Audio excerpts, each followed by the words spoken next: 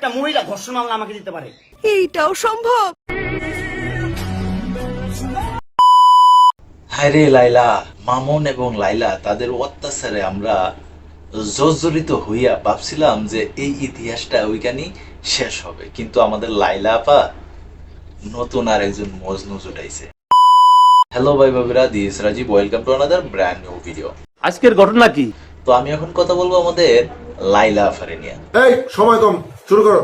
তো দেখুন, আমাদের লাইলা আফা কিন্তু মামুনের প্রেমে হতাশা হইয়া এবার কিন্তু মেহেদির নামের এক যুবকরে কিন্তু সে জাপটায় ধরছে, এমনকি টাইটানিকের মতো কিন্তু একটা পোজ দেওয়াও কিন্তু ছবি এবং ভিডিও কিন্তু বানাইছে। তবে আমার কাছে মনে হয় এই যে লাইলা এবং মামুন তারা মনে হয় একে অপরকে ভালোবাসার চেয়েও অন্য জিনিসটা একটু বেশি চাইতো, যার ফলে তাদের ভালোবাসাটা টিকে নাই। তবে এবার কি লাইলা নতুন করে প্রেম হচ্ছে? আমার কাছে কিন্তু ভাই তাই মনে হয়, কারণ মামুনের সাথেও যখন লাইলার সম্পর্ক ছিল শুরুতে, তখন কিন্তু তারাও এই ধরনের ভিডিও মেক করতো। তো ইদানিং তারা যে ধরনের ভিডিও করতেছে, আমি বলতে চাচ্ছি লাইলা এবং মেহেদির কথা, তো তারা এখন যে ধরনের ভিডিও নির্মাণ করতেছে, আমার কাছে কেন জানি মনে হয় না লাইলার নতুন একজন জামাই হইতে যাইতেছে আমাদের সেই মেহেদি ভাই।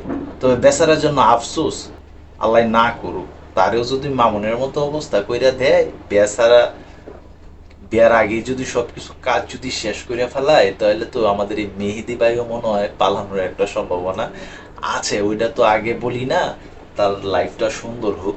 মামুন এবং লাইলার যে পরিস্থিতি হয়েছিল, ওই পরিস্থিতিটা যেন লাইলা এবং মেহেদির মধ্যে না ঘটে। তবে এদের এই রোমান্টিক সম্পর্কটা কিন্তু অনেকেই ভালো চোখে দেখতেছে না।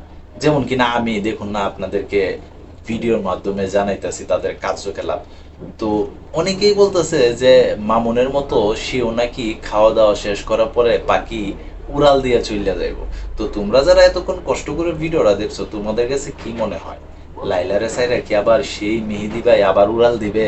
অবশ্যই কিন্তু তোমরা কমেন্ট বক্সে জানাইতে পারো। আর তোমরা যারা এই ধরনের ভিডিও দেখো, অবশ্যই চ্যানেলটাকে সাবস্ক্রাইব করে পাশে থাকতে পারো। তো এই ছিল এখনকার মতো ভিডিও। তো সবাই ভালো থাকবা, সুস্থ থাকবা, কাছের মানুষটা ভালো রাখবা। ধন্যবাদ সবাইকে, আল্লাহ হাফেজ।